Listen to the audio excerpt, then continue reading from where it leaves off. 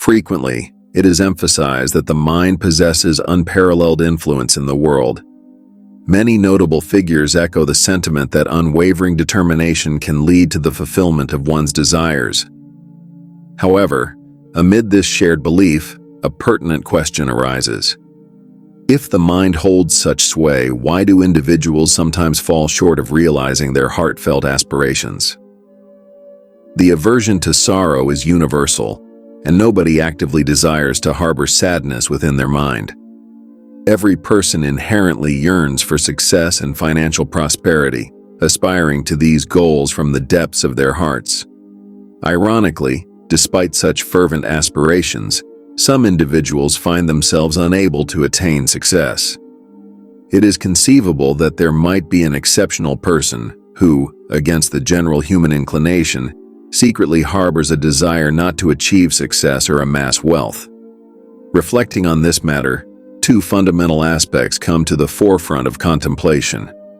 Either that admirable individual is mistaken, or those who assert that desired outcomes can be attained through heartfelt endeavors are incorrect. In the forthcoming narrative, you will encounter such a principle. Upon comprehending it, you will gain insight into a mantra that elucidates how to achieve anything through the power of the mind. This story unveils the art of planting the seed of desire in one's mind.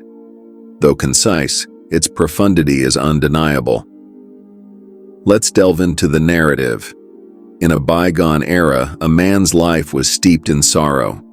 Every task he undertook remained perpetually unfinished, perpetuating a cycle of distress. Upon returning home each day, the atmosphere was invariably laden with gloom. When he sought assistance from others, he found no support.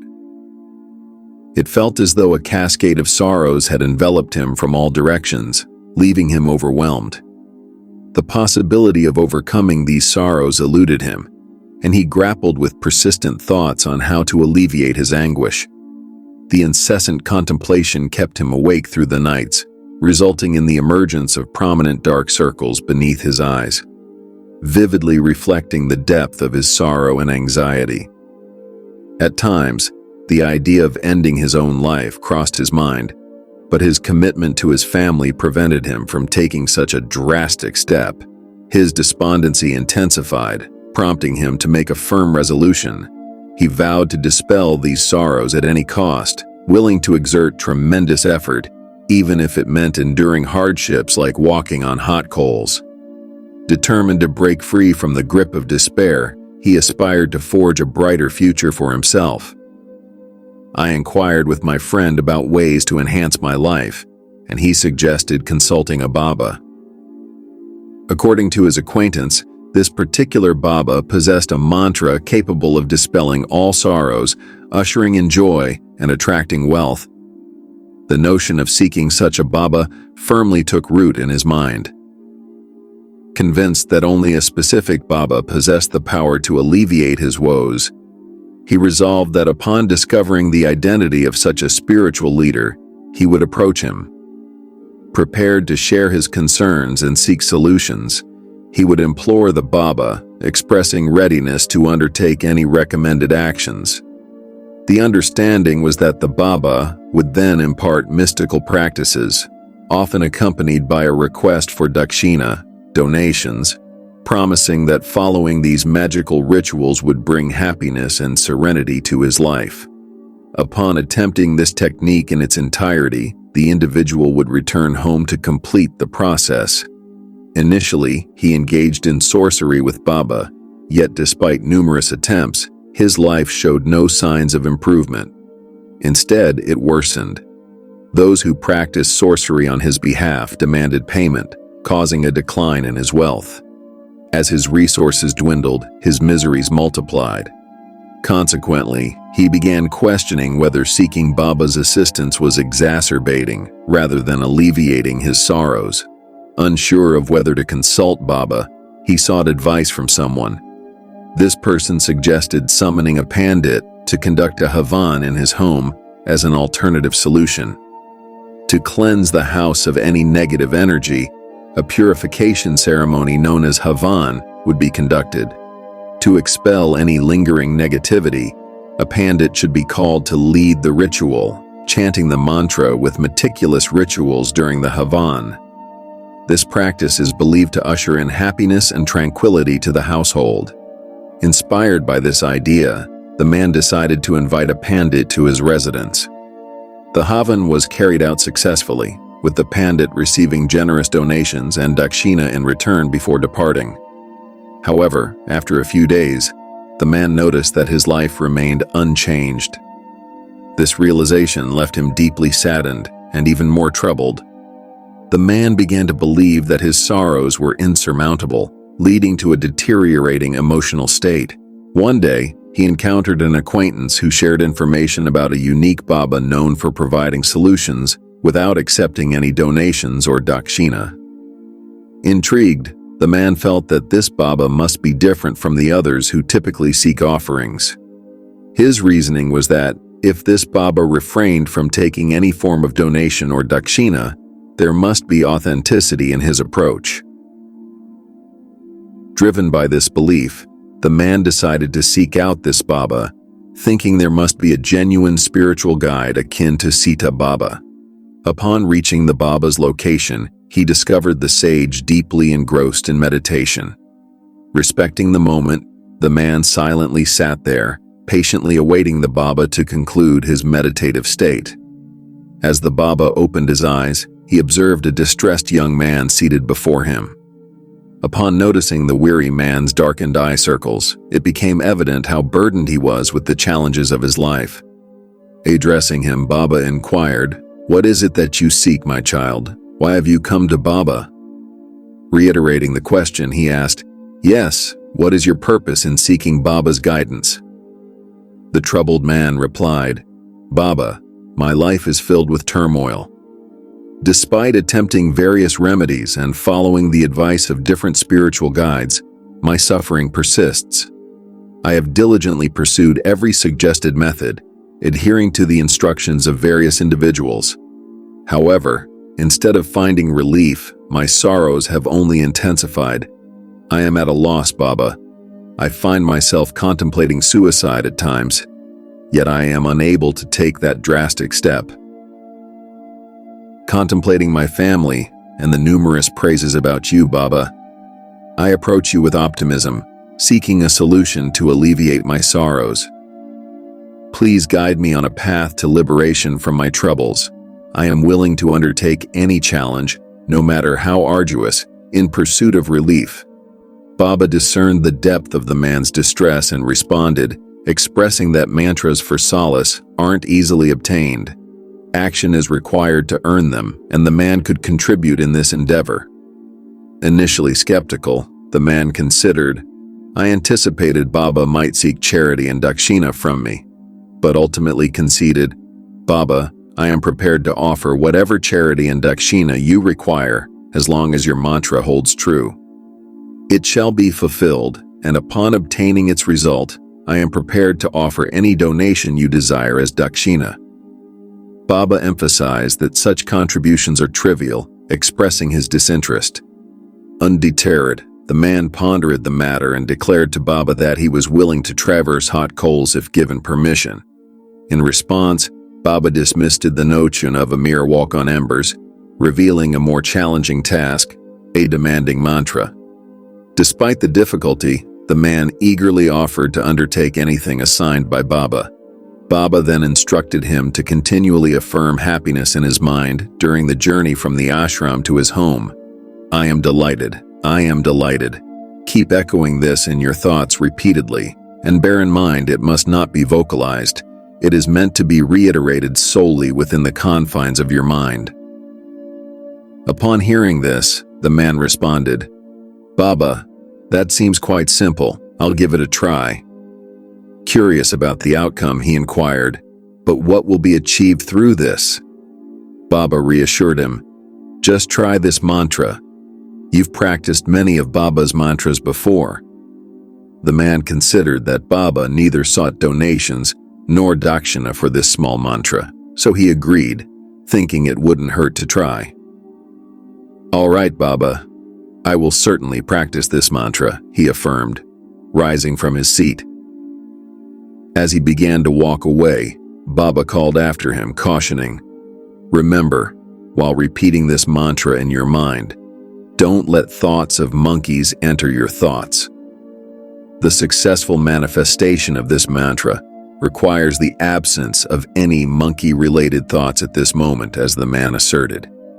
He confidently expressed, "I've never entertained thoughts of a monkey before, so why would they surface now? Rest assured, Baba, I'll focus solely on repeating in my mind that I am happy. No monkey-related thoughts will intrude." With these words, he walked away, steadfastly repeating the mantra of happiness. After covering a short distance, however, the unexpected crossed his mind, a fleeting thought of a monkey. It came and went swiftly, yet the man pondered, perplexed by the occurrence. Despite his assurance that such thoughts had never occurred before, this moment seemed to defy his prior experiences. Why did thoughts of the monkey resurface today? In attempting to dismiss them, he inadvertently embraced them. Consequently, the prescribed mantra slipped from his mind, replaced by contemplations of the monkey. It wasn't until later, upon regaining focus, that he resumed chanting the recommended mantra, claiming, "I am happy." However, his tranquility was disrupted when an actual monkey materialized before him. Despite his efforts to expel the simian notion from his mind, the presence of the monkey reinforced the unwanted thoughts. He fervently wished to purge these thoughts and prevent their return. Struggling with this internal conflict, he eventually made his way home. Then, addressing his wife, he uttered, "Kindly prepare a monkey for dinner." Upon realizing the absurdity of his request, he frantically began pulling at his hair, banging his head against the walls. Bewildered, he exclaimed, "Until now, the concept of a monkey had never crossed my mind, and today, I find myself entertaining such a bizarre notion. Why am I suddenly seeing monkeys everywhere?" Fretting over this inexplicable illusion, the man spent a sleepless night tossing and turning. Come morning, he sought answers from the same Baba, prostrating himself at the Guru's feet. "Baba, where did I stumble? I am confounded by this mysterious occurrence. Until now, the thought of monkeys had never entered my mind. But ever since you cautioned me against thinking about monkeys yesterday, I find myself encountering them everywhere," the man exclaimed. "Look, Baba, I can even see a monkey perched on the tree behind you munching on bananas. What's happening, Baba?" In response, Baba burst into laughter. "Child, the intricacies of the mind are like a snare that isn't easily unraveled. The monkey is in your path. Even when you first came to me, these monkeys roam these trees, but your mind wasn't entangled with them then. You were consumed by your sorrows at that time," Baba explained. Continuing, he advised the child, "We must keep a distance from whatever we try to evade because that very thing tends to seep deep into our minds. It merges with the very core of our being." Interestingly, the things we long to discard are so intricately woven into our essence that the more fervently we wish to cast them away, the more resolutely they entrench themselves in our consciousness. This internal conflict takes root in our minds, claiming a prominent space within. Despite our vocal declarations of joy, our hearts and minds cradle sorrows that persistently endure. Mere utterances of "I am happy" with our tongues prove inadequate. Genuine happiness remains elusive until this mantra permeates our deepest self. When questioned about embedding this mantra in our hearts, Baba responded, "Child, cease the battle against your sorrows. The more you strive to expel them, the more tenaciously they cling to you. Until that moment, sorrow will cling to you, asserting its dominion over your conscience. The day you cease dwelling on sorrows, you will discover no inclination to part with them. From that point forward, sorrows will dissipate from your life. Through contemplation, we liberate ourselves from anything, Thus, to eliminate sorrows, we must redirect our thoughts away from them. The more we fixate on a particular thought, the more it ingrains itself in our minds. Often our thoughts orbit around hardships, and we perpetually contemplate how to rid ourselves of them. Paradoxically, this ongoing rumination causes these sorrows to infiltrate our inner consciousness, often without our awareness. Therefore, to alleviate sorrows, breaking free from the cycle of constant thoughts about eliminating them is crucial. Overcoming sorrow is possible. Many express a desire to break free from habits like smoking or drinking. They make morning resolutions, vowing to abstain from harmful behaviors. Yet, come evening, they often find themselves returning inebriated. Perhaps our persistent fixation on these habits stems from an exaggerated sense of their importance. Whenever we contemplate letting go of something, we unintentionally magnify its significance. The more our thoughts dwell on that matter, the more our minds become fixated on abstaining from alcohol or smoking. Rather than engaging in a struggle against these thoughts, allowing them to pass without dwelling on them can be a more beneficial approach. Understanding that our aspirations can be embedded in our hearts makes the journey to success seamless. So, my friends, what are your reflections on this narrative? Feel free to share in the comments.